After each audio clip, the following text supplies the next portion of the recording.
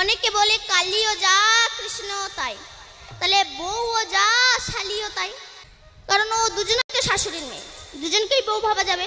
কালীর সে সুপ্রিম পাওয়ার নেই। কৃষ্ণ কালী হতে পারে, কালী কোনোদিনও কৃষ্ণ হতে পারে না। তাহলে সেই মা কালী কার ভজনা করে? ভগবানের। জগতে কালী পূজা বেশি হয়, কৃষ্ণ পূজা কম হয়। কেন? কালী পূজা করলে একটু পাঁঠার মাংস খাওয়া যায়, আবার সুল্লু খাওয়া যায়।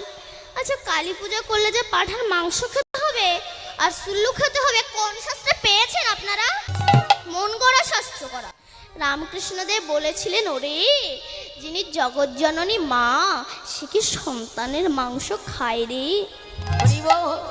কোন পাঠা বলি দিবি?